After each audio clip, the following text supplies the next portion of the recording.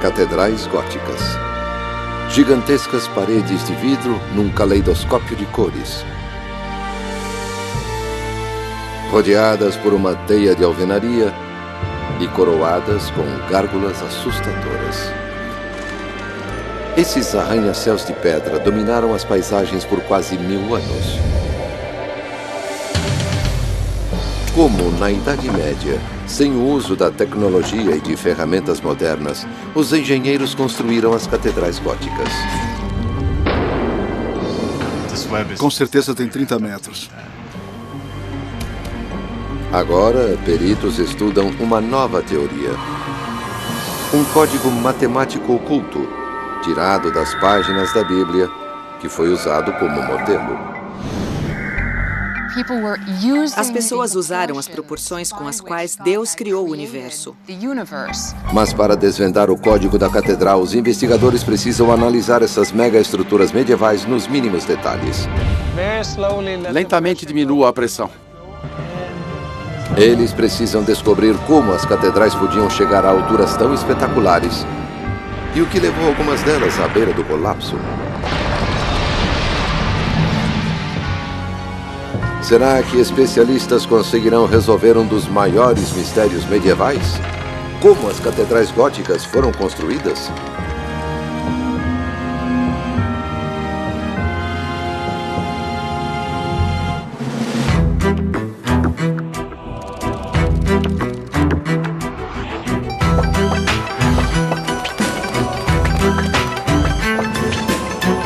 O enigma das catedrais góticas.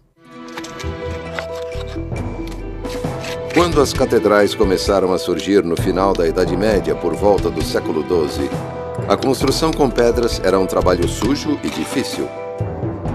Ninguém sabe melhor disso do que estes artesãos modernos.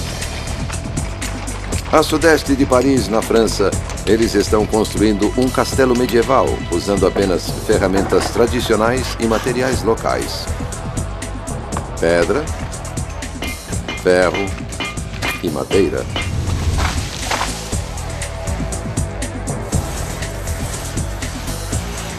Eles estão redescobrindo os mesmos métodos usados para a construção de catedrais góticas.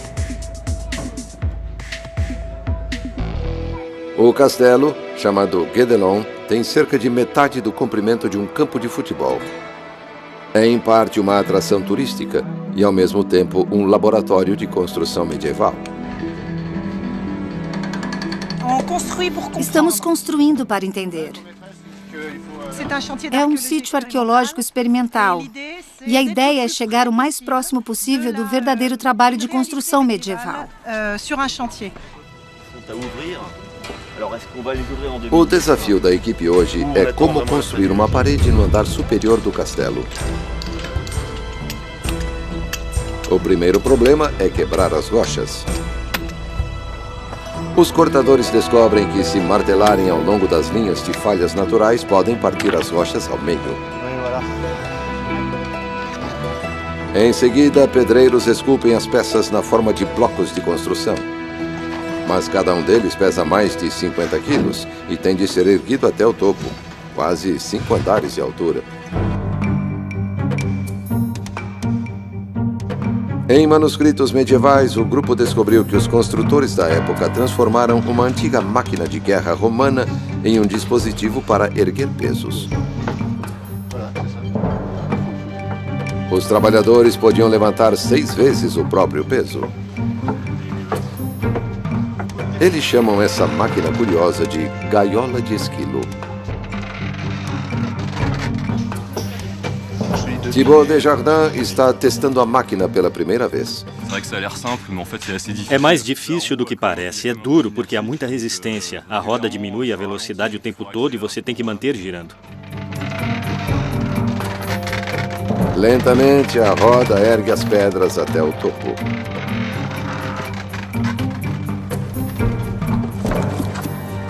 Enquanto isso, outra equipe mistura argamassa. É uma receita há muito tempo perdida de calcário queimado e areia. A argamassa suaviza os vãos entre as pedras, mas não é nenhuma supercola. É um processo muito lento de secagem. Na verdade, no interior dessas paredes, onde há pouco ar, pode levar mais de 1000 anos para a argamassa secar completamente. Em vez de a argamassa manter os blocos unidos, existe algo muito mais básico: pressão. O peso do castelo, 60.000 toneladas, mantém cada pedra no lugar. Mas cada camada de pedra deve ser nivelada, ou a parede inteira vai tombar. Antes da era gótica, a única maneira de construir alto era por meio de muralhas grandes e espessas. O resultado, construções volumosas e escuras.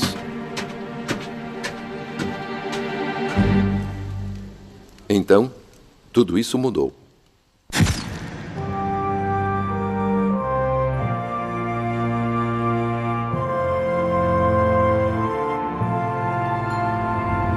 Igreja de Saint-Denis.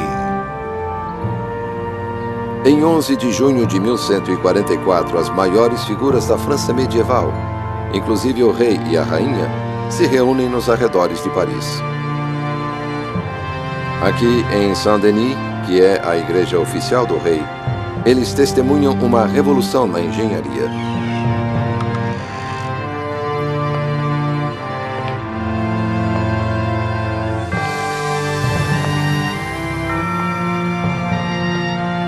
Luzes coloridas brilham através de enormes vitrais, iluminando paredes incrivelmente finas e refletindo em tetos altíssimos.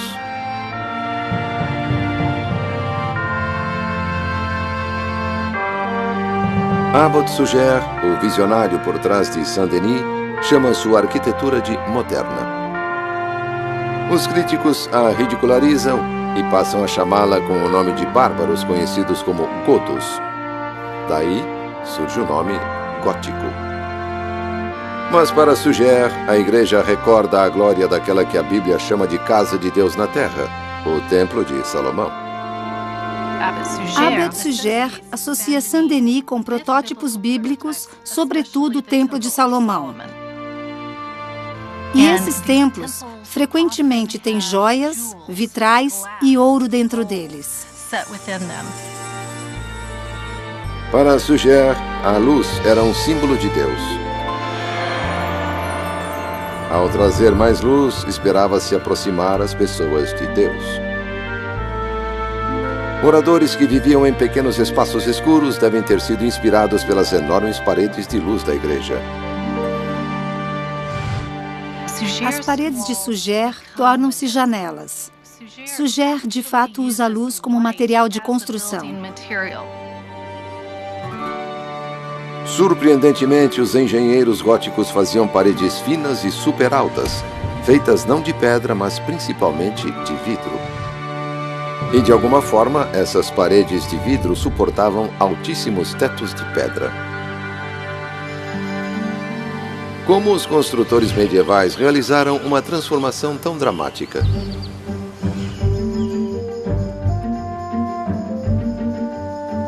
A resposta pode estar nesta capela que fica entre as volumosas paredes de Guédelon e as paredes altas e finas de Saint-Denis. O problema é que a capela está em pedaços. Em 1931, o magnata da imprensa americana William Randolph Hearst comprou a igreja na Europa e a enviou bloco por bloco para a Califórnia. Mas a Grande Depressão impediu Hearst de reconstruí-la. Atualmente, esse trabalho cabe a Frank Helmholtz, em Vienna, na Califórnia. Ele é um especialista em construção que trabalhou em catedrais francesas. Nos últimos 7 anos, ele vem reconstruindo as paredes externas da capela. A equipe constatou que a capela foi erguida com 2 técnicas diferentes. A parte de trás da capela apresenta o antigo estilo de construção românico, grosso e volumoso. As janelas arredondadas não deixam muita luz entrar, porque elas têm de ser pequenas e estreitas para suportar o peso da parede. Mas a frente da capela é gótica. A exemplo das catedrais, as paredes são mais altas e mais finas, com grandes aberturas para permitir a entrada de mais luz. E os arcos têm uma forma diferente. São ogivais. Os arcos ogivais poderiam ser o segredo para a construção das paredes altas da catedral? Para descobrir, Helmholtz e sua equipe fazem um modelo em escala de um arco da catedral. A exemplo dos construtores, a equipe faz uma moldura de madeira que irá manter o arco em pé até que todas as pedras estejam no lugar. Este é o SR3. Muito bem, vamos colocar esse aqui. Este modelo tem 1/16 do tamanho de um arco da catedral. Acho que poderíamos fazer um pouco melhor aqui. Mesmo sendo menor, ele ainda tem de se certificar de que cada uma das pedras esteja alinhada precisamente. Muito bem, coloque bem no meio. Está um pouco estranho aqui. Mais 2 deste lado. Aqui, quando as pedras ficam na diagonal, a gravidade entra em cena, introduzindo uma pressão conhecida como linha de estresse. Em um arco arredondado romano, a linha de estresse se propaga lateralmente, forçando as colunas para fora. Se for muito alto ou largo, o arco começa a ceder no meio e desaba. Mas o arco ogival redireciona a linha de estresse para o solo em vez das laterais, e isso permite aos engenheiros construir mais alto. A grande vantagem do arco ogival é direcionar as forças do arco para baixo e não para fora. Tire os dedos. Assim, o arco ogival é o primeiro avanço que levou a catedrais imponentes.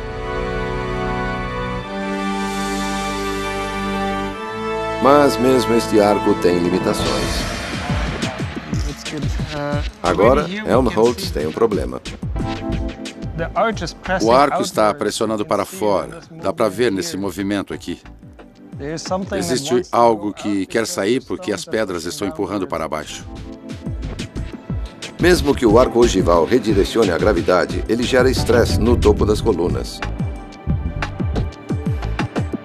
É um problema que a equipe terá de resolver, senão as pedras vão se deslocar e todo o arco desabar. E temos a metade aqui. Temos meio centímetro. As forças neste modelo em escala são apenas uma fração das forças em uma estrutura real.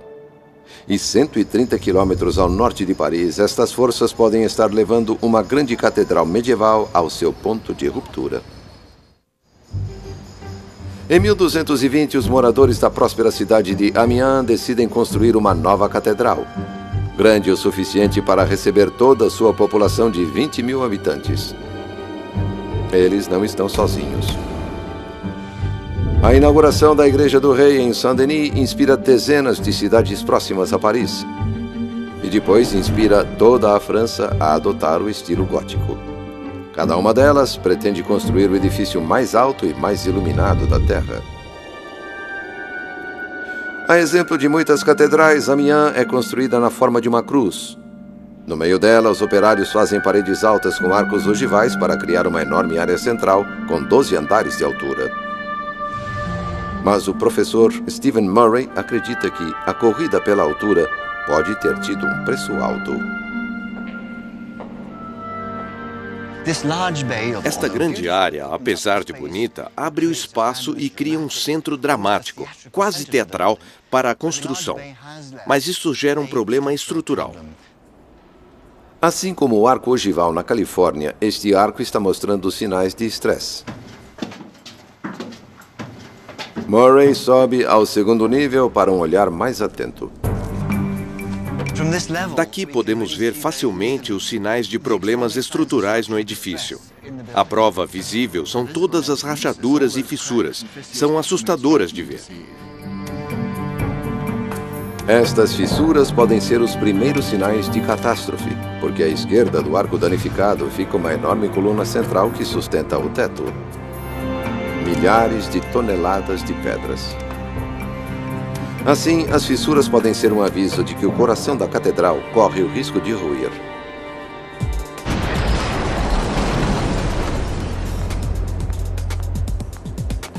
Murray está ansioso para investigar. Ele traz uma equipe de cientistas que usa a mais recente tecnologia de varredura a laser. Esta máquina pode lhe dar toda a superestrutura. Podemos começar a ver as deformações no edifício e começar a entender seus problemas estruturais. Murray pede a ajuda de Andrew Tallon, especialista em arquitetura medieval, para examinar cada detalhe da Catedral de Amiens. Um feixe de laser é emitido e mede milhares de vezes por segundo a distância até o objeto de estudo. Assim, à medida que vai passando pela parede, o laser está sendo emitido e fazendo uma série de medições, que em seguida são representadas em 3 dimensões, como uma série de coordenadas x, y e z. Vamos então para a janela mais alta. Estamos criando um modelo. Está apontado para lá.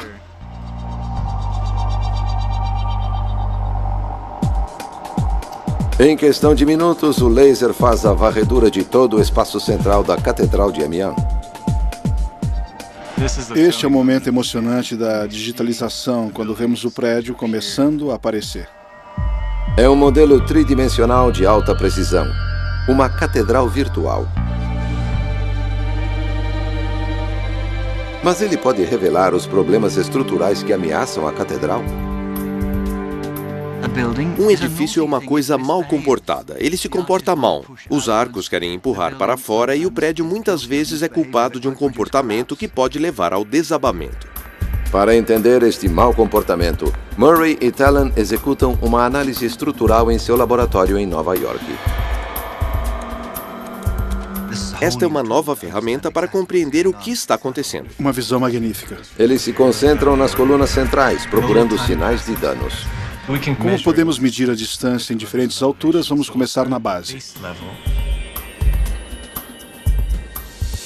Eles medem a distância entre as colunas em 3 níveis. Se as colunas estiverem retas, as distâncias deverão ser as mesmas. A medida do ponto mais baixo é de 11,6 metros. Essa é a nossa medida básica. E se formos 3 metros acima, temos 11,5 metros. Então temos 10 centímetros. Isso é considerável. Uma distância considerável. De imediato, o modelo mostra que as colunas de pedra não estão retas. Mas a coisa piora. Vamos até o topo do prédio e medir a distância logo abaixo do teto. Vamos selecionar um ponto aqui. E um ponto do outro lado aqui. A distância é de 11,7. Então estamos lidando com uma diferença de 20 centímetros. O modelo revela que as colunas estão se movendo em 2 direções diferentes. Para dentro, na parte inferior, e para fora, no topo. Nos 2 casos, as pedras nos arcos ao redor estão empurrando para fora e exercendo pressão sobre as colunas. É uma receita para o desastre.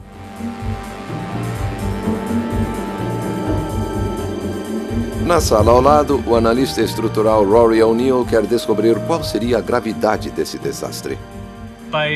Usando um sistema de simulação como este, podemos levar as coisas ao ponto do colapso hipotético e em seguida examinar o que está acontecendo. Onde estão aqueles momentos na construção que fariam o construtor perder o sono? O'Neill simula o que aconteceria ao longo do tempo se a força do arco inferior fosse grande demais para a coluna. O que está acontecendo agora é que toda a estrutura está começando a deslizar para cá. Eu vou fazer então uma pausa para que possamos dar uma olhada. Vemos que os tijolos estão começando a separar do arco. As rachaduras no modelo parecem muito familiares. Essas fissuras são um aviso. Elas nos dizem que a parede se deslocou ao longo do tempo. O modelo virtual revela que as rachaduras se formaram porque o arco empurrou a coluna para um lado. O'Neill simula o que acontecerá em seguida. Vai continuar a pressionar, até que num certo momento vai ceder e tudo vai desabar.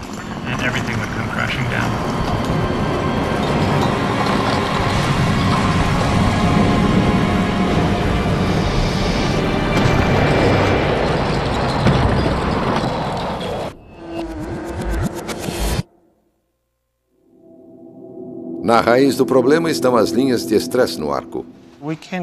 Podemos mover mais deste lado. É o mesmo problema que Frank Helmholtz precisa resolver na Califórnia com seu arco ogival. A linha de estresse empurra para fora. Se a equipe remover a moldura de madeira agora, o arco vai desabar, porque a linha de estresse está empurrando essas duas pedras para fora. Helmholtz precisa contrabalancear essa força. Assim, ele cria um braço para dar suporte. Agora sim.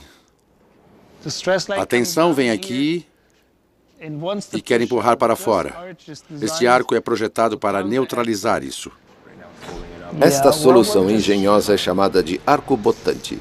Para fazer o seu trabalho, o arco-botante deve ser posicionado com precisão. Se ele for colocado muito alto, ainda temos a possibilidade de deformação aqui embaixo. Se ficar muito baixo, o arco pode falhar aqui. Por isso é importante que isto seja colocado na altura certa. Vamos tirar essas duas peças laterais. É o momento da verdade. Helmholtz vai descobrir se o arco de pedra, sem qualquer argamassa, vai ficar em pé. A equipe então remove lentamente o suporte de madeira chamado de centro. Lentamente libere a pressão. Ótimo. Vou fazer o mesmo, soltar e não há movimento. Parece muito bom. É emocionante ver que funciona. É sempre um milagre quando vemos um arco finalmente livre do suporte.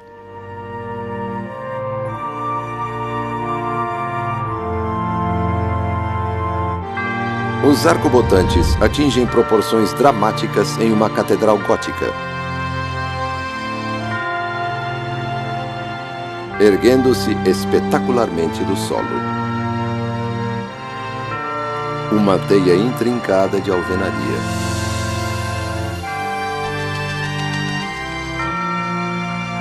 Juntamente com o arco ogival, o arcobotante é a segunda inovação gótica que permitiu aos engenheiros medievais capturar a luz divina atingindo alturas celestiais.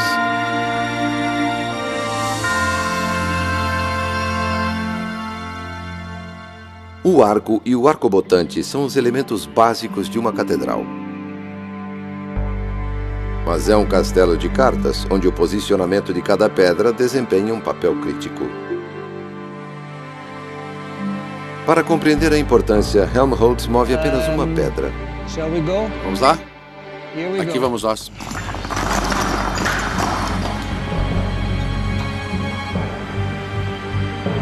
Sem o arcobotante para contê-la, a força lateral do arco empurra a coluna para fora e a estrutura desaba.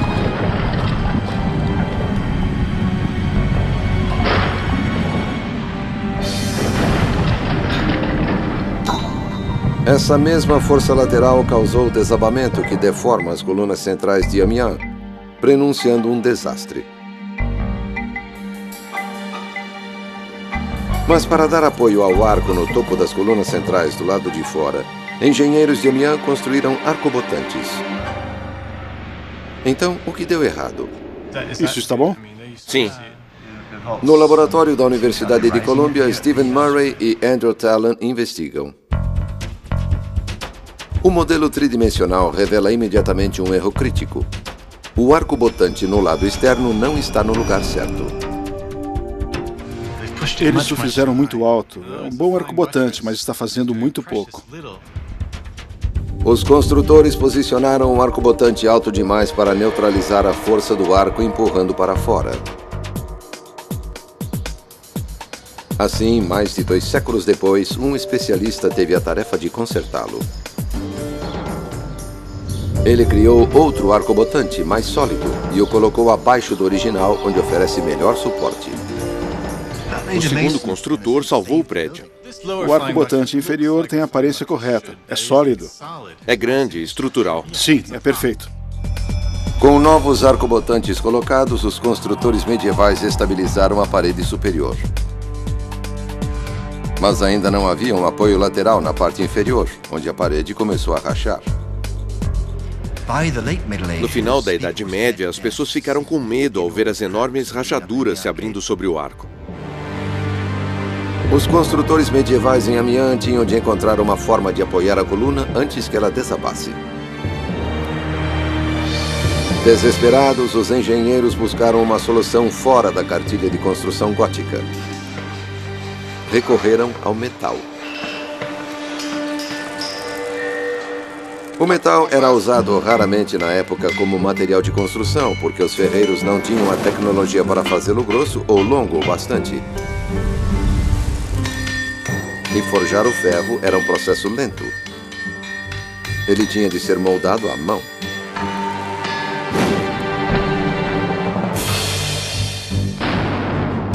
No início do século XII, porém, monges reinventaram uma ferramenta grega.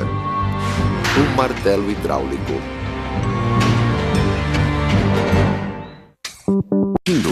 Obras incríveis. No Nat Geo. Localizado próximo a uma mina de ferro na vila de Fontenay, a sudeste de Amiens, este mosteiro é uma das mais antigas fábricas de metal em toda a Europa medieval. 600 anos antes do maquinário movido à água da Revolução Industrial, os monges usavam uma roda d'água para girar uma engrenagem que movimentava um martelo de 180 quilos. Assim, os operários podiam produzir ferro forte rapidamente e em quantidade suficiente para ser usado na construção.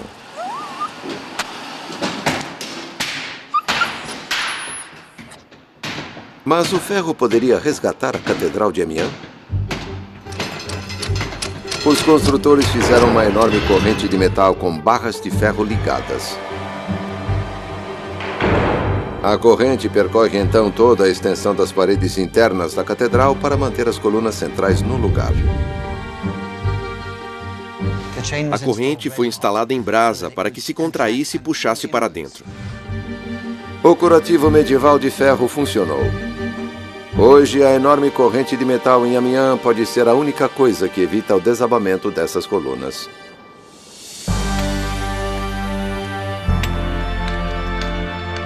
O ferro pode ter salvado Amiens, mas no fim das contas é o domínio da engenharia com a pedra a maior característica gótica. Com o arco ogival e o arco botante, foi possível construir estas paredes majestosas repletas de luz.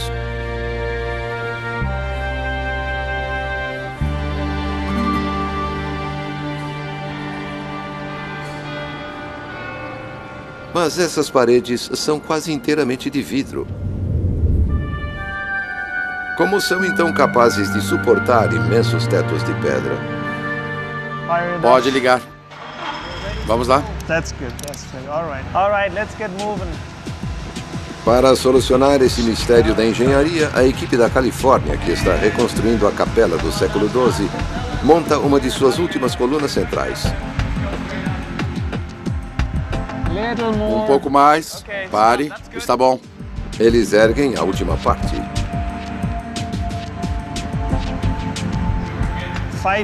5 anos atrás, quando começamos, era difícil imaginar que chegaríamos aqui. É a primeira vez que a vemos inteira. É surpreendente. 12 colunas suportarão o teto de pedra. E ao lado, o grupo está montando o teto em seções. Eles colocam cuidadosamente a última peça no lugar. É um ensaio para ver se tudo se encaixa após 800 anos.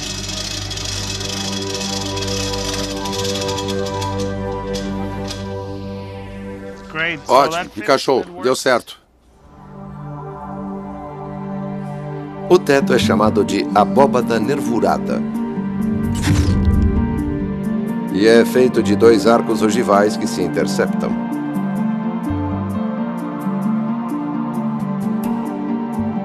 A abóbada nervurada canaliza o peso do teto para as colunas, para que as paredes não absorvam todo o peso. Como as forças estão concentradas nas nervuras, tudo que estiver daqui até aqui pode ser aberto para as janelas. A abóbada nervurada é a terceira inovação gótica.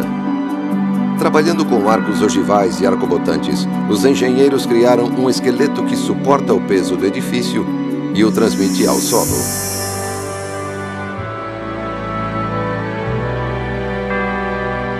Os artesãos góticos, então, podiam encher as paredes com enormes janelas de vidros coloridos.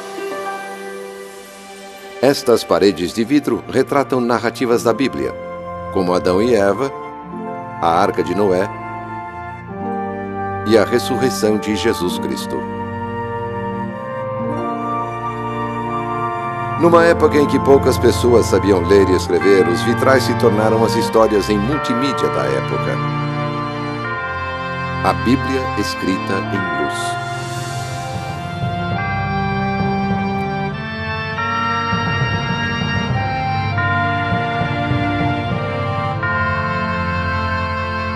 Estes vastos espaços, cercados por paredes de luz colorida, tiravam as mentes medievais da sujeira e da escuridão da vida diária, criando uma experiência de outro mundo.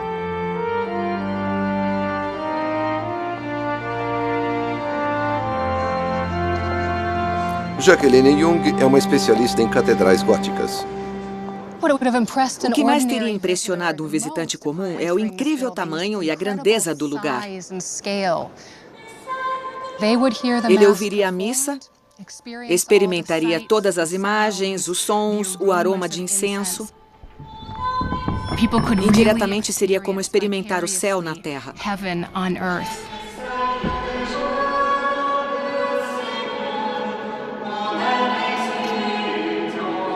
O objetivo destes imensos espaços sagrados era espiritual, trazer as pessoas comuns mais perto de Deus.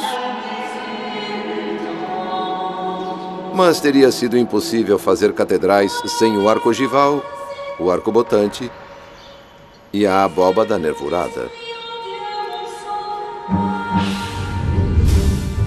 Mas estas inovações da engenharia interagem de forma complexa. E na busca da altura celestial, as limitações terrenas fizeram algumas catedrais ruírem.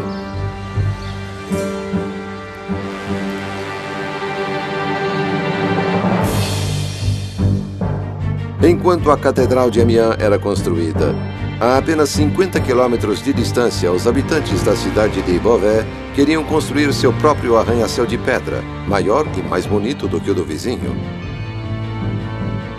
Estamos vendo a mais bela catedral gótica. Este prédio decola como um foguete. Mas a altura de Beauvais teve um preço. Acima da cabeça desses fiéis, há suportes modernos que talvez sejam as únicas coisas que evitam o desabamento da catedral. Uma lembrança inquietante de uma catástrofe medieval. No dia da Ascensão, em 1573, uma missa estava sendo celebrada na igreja. Pedras começaram a cair. Havia uma procissão solene ocorrendo. O clero começou a acelerar o passo e eles acabaram correndo para fora da catedral numa nuvem de poeira. Milagrosamente, o único ferimento foi um braço quebrado. Mas essa não foi a primeira vez que ocorreu um desabamento na igreja. Durante a construção, em 1284, parte da abóbada nervurada a 12 andares de altura desabou.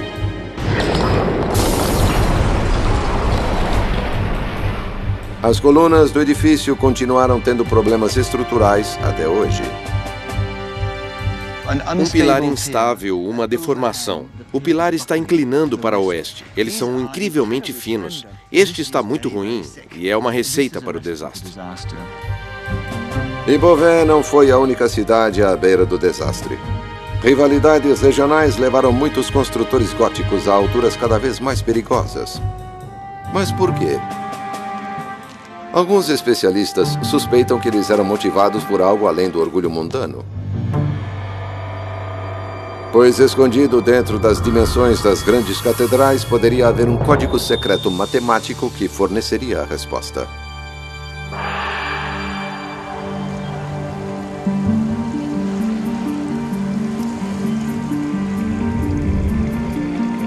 Na Catedral de Notre-Dame, em Paris, talvez a mais conhecida catedral gótica, Stefan van Lieferinck, físico e historiador da arte, utiliza um scanner a laser para investigar. Ele mede a altura dos 2 níveis da igreja. Cada um deles mede 9,7 metros. Mas construtores medievais usavam uma unidade de medida diferente. Se convertermos em pés reais, que era a unidade medieval, então teríamos cerca de 30 pés reais para o nível inferior e 30 pés reais para o nível superior. A altura total é de 60 pés reais. Estes números, 30 e 60, são estranhamente familiares para Van Lieferinge.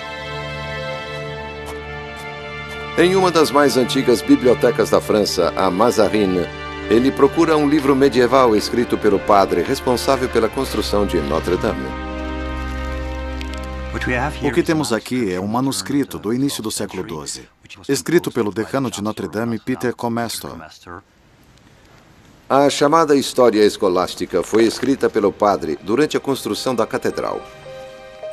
Ele se fixa em uma passagem do Antigo Testamento, uma descrição detalhada do Templo de Salomão, em Jerusalém, que a Bíblia chama de Casa de Deus na Terra. Aqui, Van Lieferinge encontra uma pista intrigante. In altitudine triginta cubitus habebat, usque ad primum tabulatum, super quod secunda mantua. Este manuscrito revela que, para os construtores de Notre-Dame, as dimensões do Templo de Salomão eram extremamente importantes.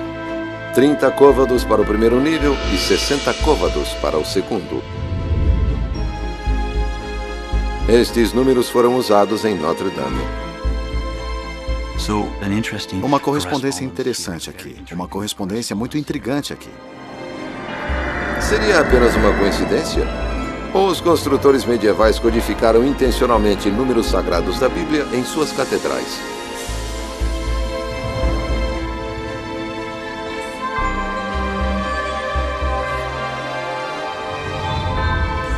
A sudoeste de Paris, os indícios estão incorporados na joia da coroa da arquitetura gótica, a Catedral de Chartres. Os vitrais aqui, a maioria com mais de 800 anos de idade, são mundialmente famosos. Mas Chartres tem histórias da Bíblia gravadas não apenas em luz, mas também em pedra. Estas intrincadas estátuas externas são características de catedrais góticas. Retoques finais que dezenas de escultores levaram décadas para concluir. Mas em Chartres, além de estátuas de Jesus, Maria e dos apóstolos, a especialista em arquitetura gótica Jacqueline Jung investiga algo totalmente inesperado. Cientistas gregos e romanos que predatam o cristianismo por centenas de anos. Entre eles, Aristóteles, Euclides e Pitágoras, o grande matemático. Estes antigos pagãos eram reverenciados pelos padres medievais em Chartres. A Catedral de Chartres está decorada com alguns dos principais pensadores da época, que por sua vez estavam envolvidos com filosofia, ciência e literatura e foram trazendo essas ideias para a teologia cristã de formas totalmente novas. Enquanto a catedral estava sendo construída, sacerdotes de Chartres estudavam ideias clássicas gregas e romanas. Os sacerdotes medievais acreditavam na ideia de que a beleza suprema do universo baseava-se em proporções perfeitas e números ideais. Eles viam Deus como um matemático supremo, um geômetra divino que usava dimensões sagradas. As pessoas estavam interessadas em usar números como uma forma de descobrir as proporções com as quais o próprio Deus havia criado o universo. Os sacerdotes medievais encontraram números na Bíblia que eles acreditavam serem as dimensões sagradas de Deus. Se esses números foram utilizados na construção das catedrais, poderiam os especialistas encontrá-los hoje? No Nat Geo.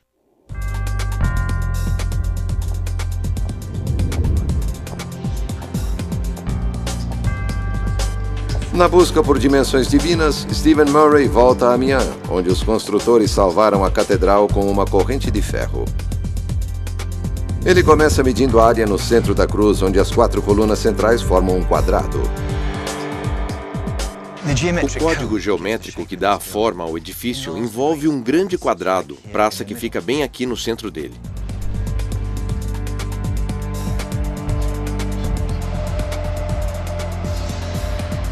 Cada lado do quadrado central mede quase exatamente 50 pés romanos, que era a unidade de medida usada pelos construtores de Amiens. 50 também é um número importante na Bíblia. Deus diz a Noé para construir uma arca com 50 côvados de largura para salvá-lo do dilúvio. A arca de Noé tinha 50 côvados. Isto tem 50 pés, e isso está no centro do edifício. Assim como em Notre Dame, parece que os engenheiros em Amiens incluíram uma medição da Bíblia em sua catedral.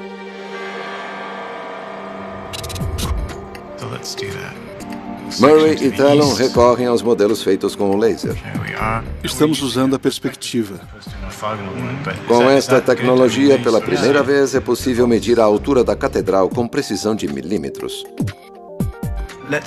Vamos escolher um ponto e puxar uma linha até o chão. Teremos a distância até o solo. Temos uma distância de 42,55 metros. Um cálculo rápido converte unidades modernas em unidades medievais e produz outro número divino, 144. No Novo Testamento, o céu é chamado de Cidade de Deus. Sua altura, 144. Este é o livro do Apocalipse, a visão de São João, o Divino. Quando João mede a cidade, ele encontra 144 côvados. Surpreendentemente, na cerimônia de inauguração da Catedral de Amiens, o bispo leu em voz alta a mesma passagem do livro do Apocalipse, que descreve a altura divina, 144. Estamos lidando no edifício com um número que expressa algum tipo de objeto de desejo. Eles queriam 144. A busca por dimensões divinas continua em Beauvais, a catedral que desmoronou parcialmente. Vamos pegar um ponto aqui e outro no solo. Eles medem a altura. Checando a medição, e ela é 144,3. O mesmo número em Beauvais. Eles buscaram o número celestial.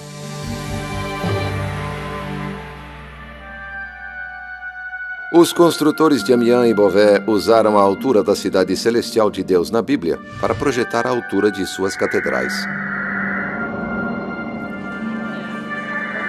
Juntamente com a descoberta do Templo de Salomão codificado em Notre Dame e a Arca de Noé em Amiens, especialistas encontraram provas convincentes de que alguns arquitetos medievais usaram medidas citadas pela Bíblia como modelos para a construção de suas catedrais. Até a planta baixa da catedral é o símbolo supremo da salvação cristã, o crucifixo.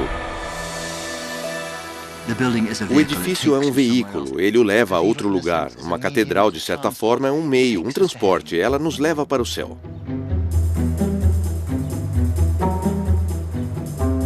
Mas, na tentativa de alcançar dimensões divinas, os construtores foram apanhados em uma corrida muito humana. Tanto em Amiens como em Beauvais, os engenheiros construíram catedrais com 144 unidades de altura. Mas os construtores de Beauvais usaram um truque inteligente para chegar mais alto, uma unidade de medida diferente. Em vez do pé romano, uma unidade um pouco maior, o pé real. Assim, Beauvais conseguiu dimensões celestiais e tornou-se a catedral mais alta da Terra.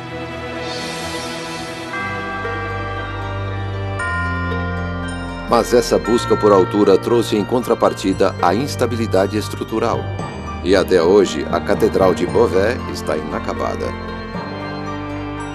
Este prédio apresentou todos os tipos de problemas arquitetônicos. No entanto, continua sendo, na minha opinião, o mais belo de todos os edifícios góticos franceses. Alimentados pela fé e guiados pela engenharia ousada, arquitetos góticos mudaram para sempre a forma como fazemos grandes obras. Explorando os limites de sua tecnologia e chegando a novas alturas, os construtores de catedrais criaram espaços sagrados que continuam inspirando as pessoas até hoje.